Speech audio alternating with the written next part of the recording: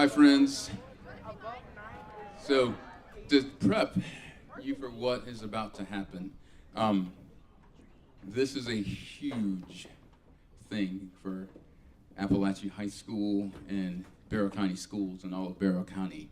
Um, not, it's been quite some time since we've received this type of invitation. So to have all of you here to celebrate this moment with us, I'm thankful for. Our guests have arrived at the front office. Um, Once they're here, we'll get the ceremony started. Apalachee Band students, wave at me. Westside Band students, wave at me. Heyman Morris, wave at me. You're all my students. Apalachee students, remember you're the model for how we behave, right? Okay, I would say go ahead.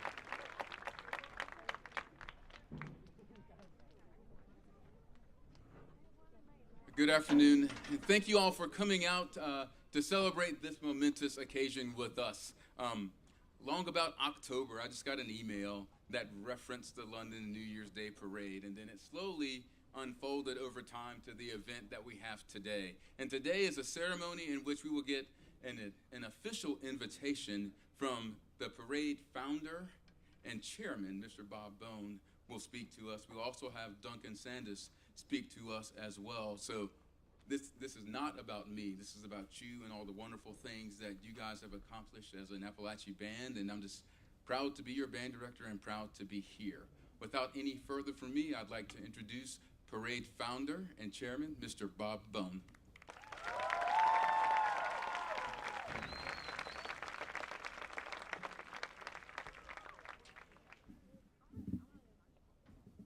Hello. So how are we? Good? Well, you played pretty well, so to give you that, thank you very much. Nice to have a bit of Americana, because we're in America, so that makes sense. Okay, it seems as if you're understanding what I'm saying to you. Yeah? Well, no, it's just that we are two people divided by a common language. The one that I'm speaking is American, the one that you speak is, English. I'm speaking English. You speak American, which is a sort of version of English, but with a very strange accent attached. And I do hope I get the chance to have a chat to you individually after the ceremony, and please don't come up to me and say, I like your accent, because I do not have one, but you do. Anyway, with that out of the way, and establishing the fact that we are understood, I'm here today to tell you a little bit about London's New Year's Day Parade. And I start off by making a boast, which I then go on, I believe, to substantiate quite, quite effectively. And so I'm going to start by saying that London's New Year's Day parade is the greatest event in the greatest city in the world. Okay. I didn't...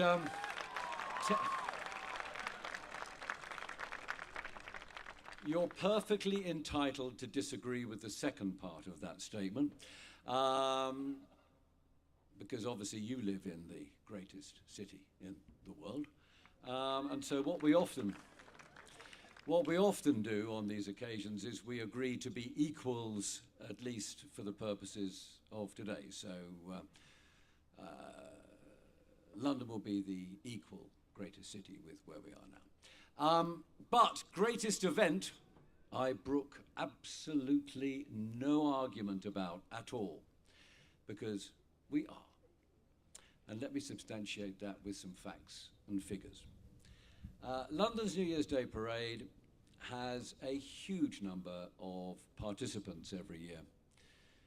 More than 8,500 performers will appear on the streets of the City of London on January the 1st every year. Those 8,500 people drawn from 20 or more countries around the world. This year, we had 26 different nationalities represented, so we're a truly international event. But of course, those 8,500 people participating need to be put into some sort of context. And the best way I can do that is by comparing with a little event that you have over here in the United States, up in the Northeast in New York on Thanksgiving Day. I think it's an event named after a department store. And they think they're a pretty big deal. And they're not bad. But they are about half the size of us in terms of participation. So we're a big deal. Then we come to our audience. Now that may not sound to an American like quite such a big number, because we're looking at an average attendance in excess of 500,000 or 500,000 coming out onto the streets of London on January the 1st to watch the parade. And 500,000 is not a lot, is it? I'm sure you regularly perform in front of much bigger crowds than that. But it is quite big when you bear in mind that our streets in London are not quite as wide as those that you have in this great country. So 500,000 is a pretty big audience. And then, of course, there's our worldwide television audience. Now, that is an impressive number because our live coverage of our parade reaches now on January the 1st every year around about 340 million homes worldwide, literally worldwide. Every single continent on the globe carries London's New Year's Day parade. So a big audience as far as television is concerned, but there's nothing like being there. And so those 500,000 people who come out onto the streets of London on January the 1st need to be applauded from my point of view. And we have to try to make sure that they keep on coming out. And to do that, what we do every year is we poll our audience on the street. We take audience research to find out what they like in the parade. And, well, there might be something they don't like, but we hope there isn't. But what they like best of all. And every single year, the same answer comes back from the street audience, that what they like most of all are the high school and college and university marching bands that we bring from the United States to take part in the parade. So that's you. You're the favorite thing.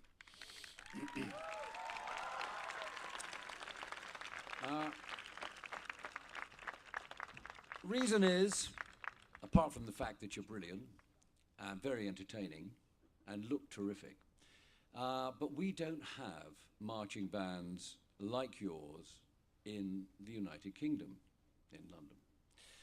We've got lots of brilliant musicians in the UK. We've got lots of bands, military bands specifically, some community ones, but we do not have anything like your marching bands. Of course, given that we have got so many good musicians, it did set us thinking, why on earth don't we have bands like yours? And in a flash, the answer came to us. It's simple and it's obvious, because we play proper football, which I'm very pleased to see. You've got the nets there for proper football, which, incidentally, you must never, ever call soccer. What an appalling word that is, soccer. It's football.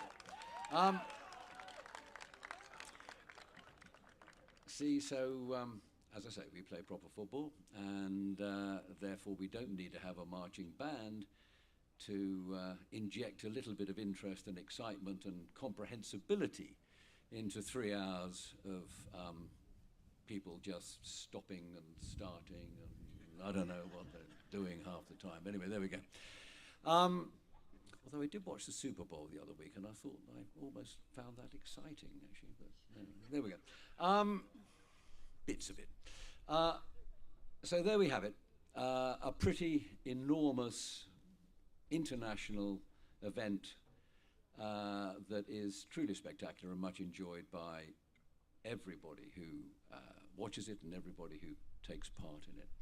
So, what do you think, Apalachee? Would you like to be in it?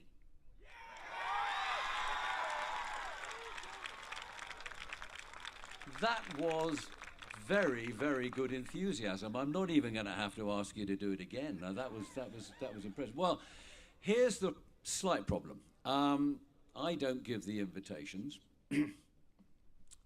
Senior patron sitting over here, Duncan Sands, does. He's also going to convince you that London is, trying to convince you, that London is the greatest city in the world. Yeah, he'll do that. And then he will present you with the invitation to come to London with your talents and skills and show us what you can do. Now, here's the thing. Duncan loves a lot of noise and applause whenever he comes up to the podium, all right? So he is probably going to give you the invitation to come, but it is all going to be based on the sort of reception you give him. He's just, funny like that. So please give, when I ask him to step up in a moment, a huge round of applause, lots of whooping and cheering and stamping and whatever else you do to make noise when I ask Duncan to come out. Duncan Sands is former Lord Mayor of the City of Westminster, Lord Mayor, a few years ago now. President of the London Mayors Association, but now he's simply senior patron and a tremendous friend and supporter of London's New Year's Day parade, and he's not a politician anymore, so we can actually appreciate him. Anyway, please give a very warm welcome to Duncan Sands.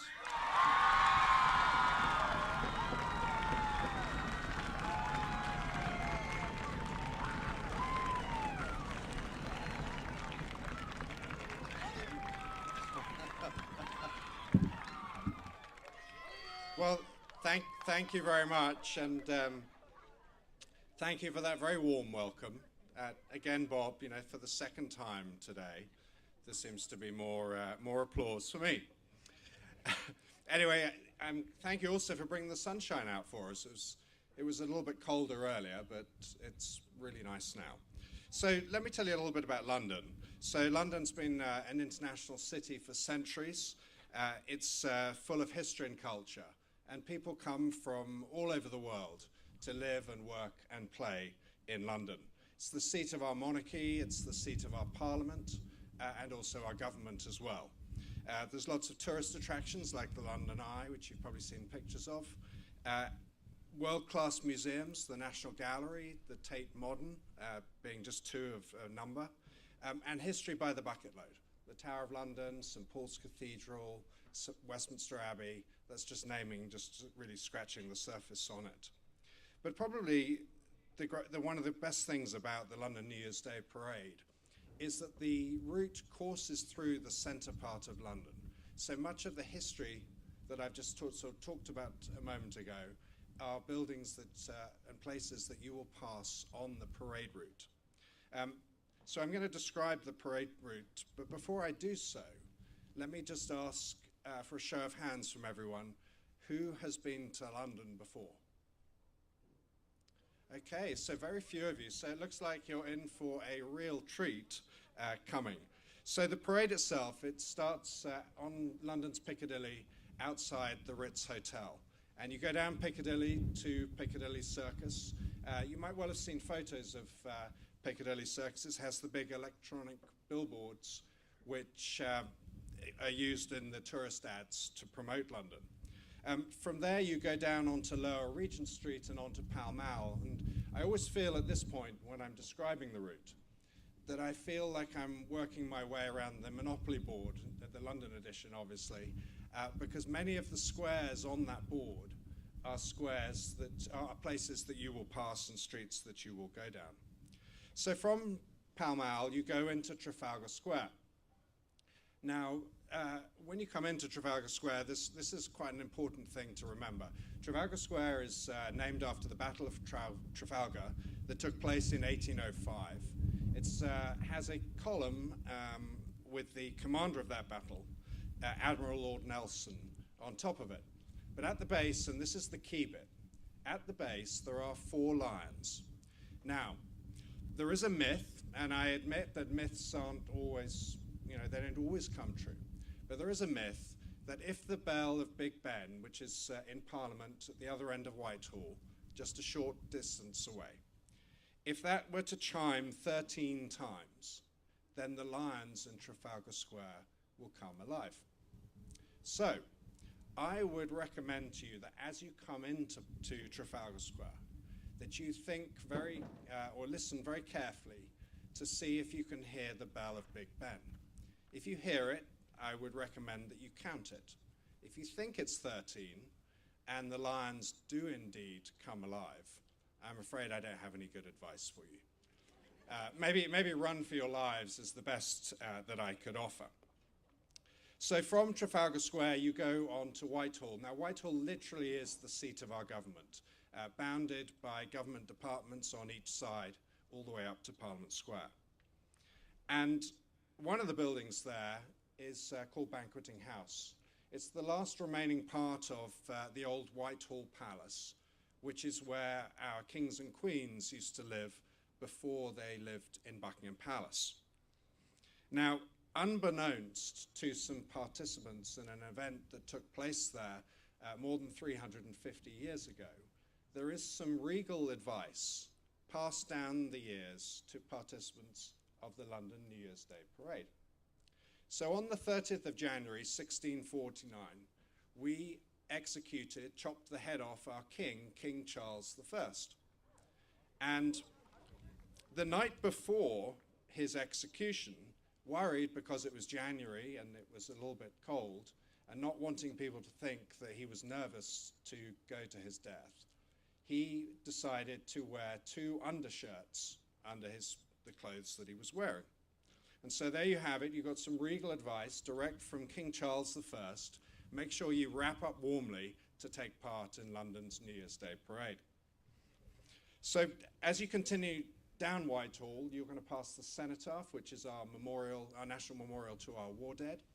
You will pass Downing Street, which number 10 Downing Street is the official residence of our Prime Minister. And then you come into what for me is the most exciting part of the parade route, and that is the finale arena. And I say this because, as Bob was mentioning earlier, we don't have wide avenues like you have in this country. Our streets are much narrower, and when you pack lots of people in there and pack in a band such as yourselves, playing as well as you're playing, what happens is the music reverberates off the buildings. It just creates this beautiful sound, and it's a great way for you to finish your last performance on the parade route. Now, as you come out of the finale arena, you go into Parliament Square. And Parliament Square, bounded by Parliament, by Westminster Abbey, and also by our Supreme Court. We have a number of statues there. And there's one statue there which has particular meaning to me, and that's the statue of my great-grandfather, Winston Churchill. And I always ask participants in the parade that as you come into Parliament Square to look up at his face. And you might think on a first look that he's looking at you a little bit gruffly. You might think that, you know, he looks a little bit sort of upset or whatever. But take a second look, because if you do, you'll find that it's a little wry smile there. I call it his cheeky schoolboy smile. And he's giving you a thumbs up for the great job that you've done. Now, normally at this point, after I've done my level best to tell you in words about the parade, we have a video. We don't have the video today, obviously, because we're here on the field. But the video will go to your band director and so that you can see it. But let me just ask you now, does this still sound something you'd like to be invited to?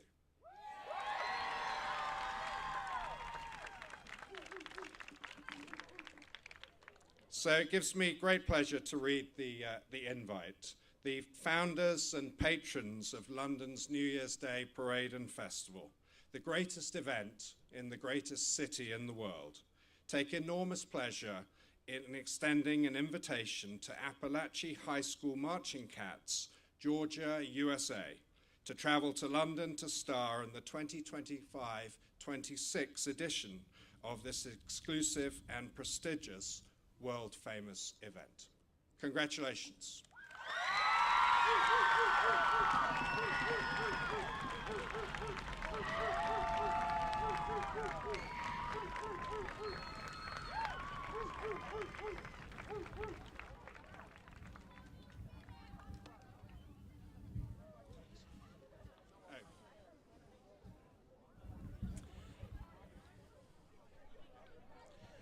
Well, that sounded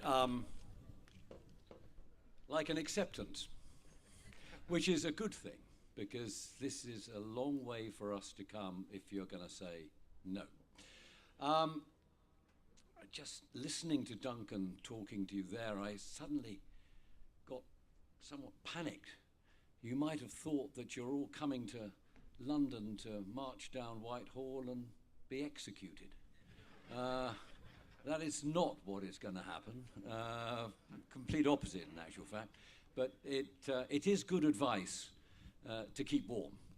And in fact, in a moment, I'll be talking a little bit more about other aspects of weather. But first of all, now Duncan's obviously a very important person. Big cheese, aren't you? Yeah. And represents very well, from our point of view, one of the two of our important strands of patronage for London's New Year's Day Parade. That is the Lord Mayoralty and the Mayoralties of London via the London Mayors Association. But we do have another strand, which is equally as important, and that is the Lord Lieutenancy of Greater London. The Lieutenancy of Greater London is an organisation that exists and is headed up by the Lord Lieutenant, Sir Kenneth O'Leesa at the present moment. The Lord Lieutenancy represents His Majesty the King at events and at functions that the monarch is not able to be present at himself. And Sir Kenneth O'Leesa is proudly one of our senior patrons as the Lord Lieutenant. Because he's so busy, particularly at the moment, he's rarely, if ever, able, sometimes we get a deputy, but able to come on these invitational tours himself. But he does insist that I introduce him, as I just have, and explain what he does.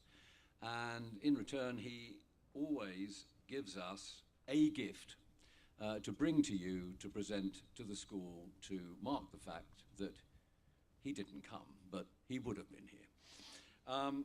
And this year he sent us with a plate from Buckingham Palace, It's a limited edition plate which commemorates the coronation of King Charles III back in May of last year.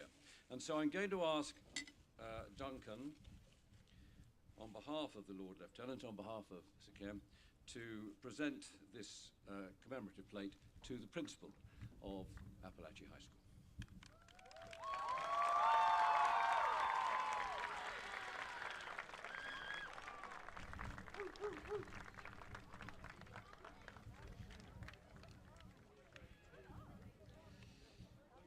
Now, there is more.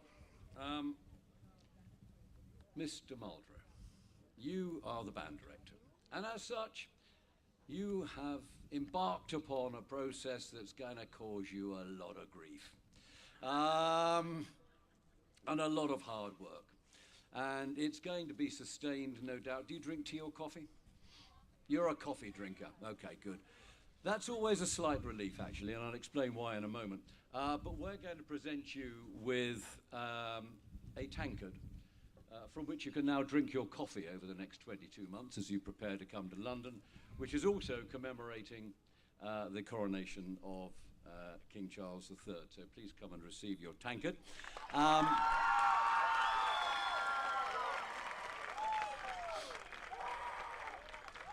would say we used to...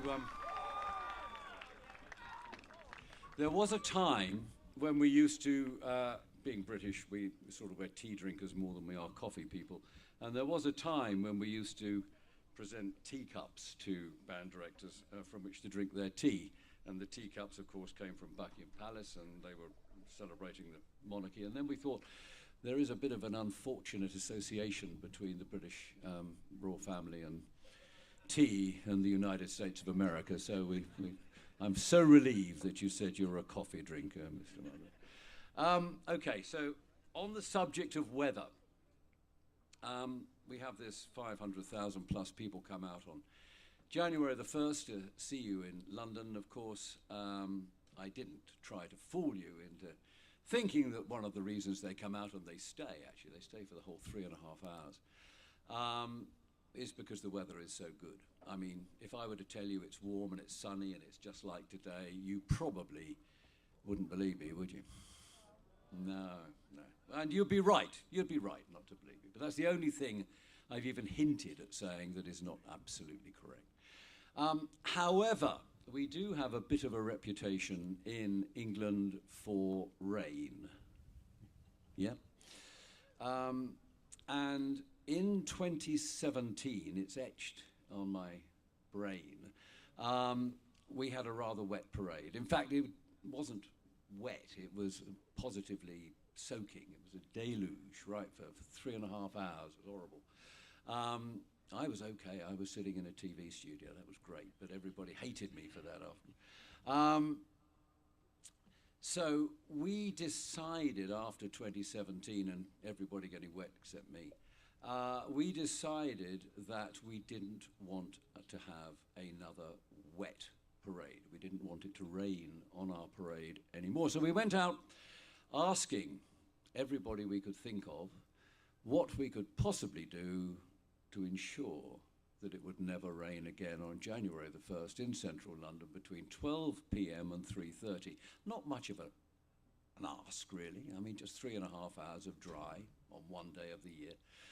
Of course, nobody had a clue, and why would they, what we could do. Until somebody said, and I thought this was quite extraordinarily stupid at the time, somebody said, an umbrella. See, you've got your sunshade umbrella over there. Good. Somebody said an umbrella. And I, of course, laughed at that concept. It was utterly ridiculous. An umbrella is useful. If it is raining, keep you dry a little bit. But not much good, really, to stop it raining. And then this person who I had previously thought was not particularly clever said, aha, but you haven't heard, have you, obviously, the old adage. If you keep an umbrella with you all the time, it's not going to rain. The minute you leave your umbrella at home and go outside on a day when it's likely to, it will rain. Yeah, you've all heard that? Right. Well, in desperation and with no other ideas forthcoming, we thought we'll give this a try. So, every year since 2017, every time we've come to any group anywhere in the world to present an invitation to come to the event, we have presented the London New Year's Day Parade umbrella to one person.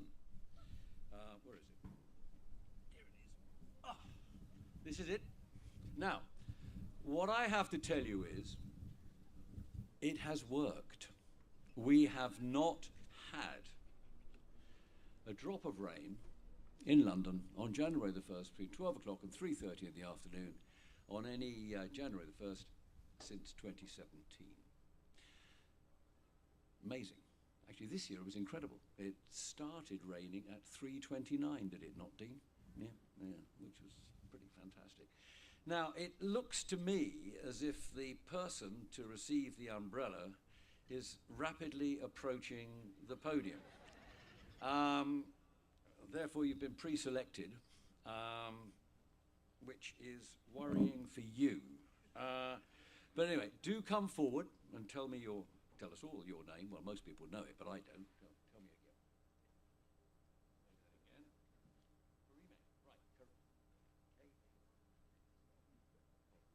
Right. Okay, so it is. Come here. Hold it there, somewhere near Duncan. Oh, go on, that's it. Yeah, but don't take it yet. So Karime here has been selected. Wicked of you, but anyway, to be the recipient of the umbrella. Now, Karime, I have to ask you a simple question. Are you happy to receive it? Yes. Has anybody twisted your arm or performed any form of coercion? No. Right. Okay. Do you know what's involved? Not really. Well, you see, there we go. Okay. But you've no coercion and you're happy to receive it. Okay, Duncan, do it. Yeah.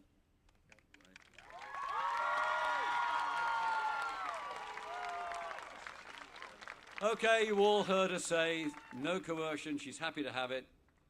Done, right? So this is now what happens, Karime. Okay. You and this umbrella are going to get to know each other very well over the next 22 months. 22 months, it's a long time. And the reason is because this umbrella, from this point on, henceforth, from now, until 3:30 p.m., on January the 1st, 2026, must not leave your body. You have to have a hold of this umbrella 24 hours a day, 7 days a week, 12 months a year, 22 months altogether, until you come to London. You still happy? Yeah. Oh, okay, very good. Now, I mean it. This is day and night, school, home, work, play, in the shower, everywhere, okay? It's attached to you. You can stitch it on. Yeah. So I know she's going to do it. I know we can rely on you, absolutely. But just in case, being a major, a major international event, we are, of course, on all of these social media things that people my age don't really understand, but I'm sure you do, yes? So, I mean, I'm told Facebook's a bit passé now, but is it? Yeah. And Twitter's now called X, and we're on Instagram. That's quite a good one, I think, and TikTok, and all these things. And I'm told they're quite entertaining, and go and have a look at us. We're LNYDP. That's London's New Year's Day Parade, LNYDP. It's actually on your umbrella. You can hold it up there. There you go, LNYDP. LNYDP.com or at LNYDP. London's New Year's Day Parade. Don't get the last two letters the one wrong way around, because then you'll be talking to a police department somewhere. And you don't want to do that. Anyway, thing is this. Join our social media conversations, but especially if you ever see Karime without the umbrella. What I have to ask you to do is, and I know it won't happen because I know she's absolutely reliable, and she just said she will. But whip out your mobile phone, please, or your cell phone. Take a picture if you see her without the umbrella. Take a picture and post it on one of our social media platforms, please. Instagram's best. Because we will need to know who will be responsible should it rain on January the 1st, 2026. But we know it won't be you, Karima, okay? Thank you very much. Oh, what can we do for you for doing this? I know. You can be the first recipient of the London New Year's Day Parade pin at Apalachee High School. How about that? That's not much, is it? But it's something.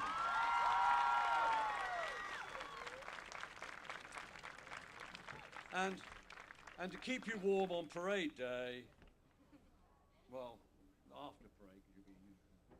There's a wonderful London New Year's Day Parade. There you go. So, thank you, Karima, very much indeed. You're our good luck charm. You're our talisman now for January the 1st, 2026. Thank you very much. Give her a big hand, but keep an eye on her. Okay, everybody. So, all that remains for me to say is thank you very, very much indeed for doing what I asked you and giving Duncan here a very warm round of applause. I'm not going to hear the end of it in the car on the way back to the hotel, but never mind. He'll keep telling me I get so much more applause than you. But seriously, for a moment, we can't wait to see you in London, hear you perform in London, see the terrific response that you get from the crowds, and at the same time, give you something that will be a life-changing experience, something that you will remember for all of your lives, and something that will really, really enhance your futures. It's our job to deliver that to you when you come to London in 2026. So thank you very, very much indeed for having us here today and for accepting our invitation. And we very much look forward to seeing you in 22 months' time in the greatest city in the world. Thank you. Bye.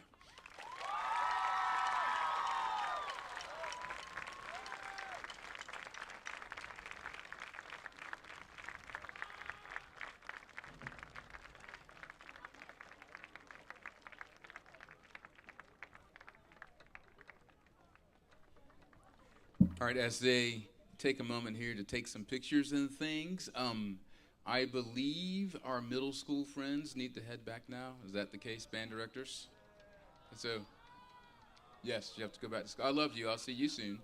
So I would like our middle school friends to head back toward their buses or whatever. Might be able to grab a bottle of water on your way out, maybe.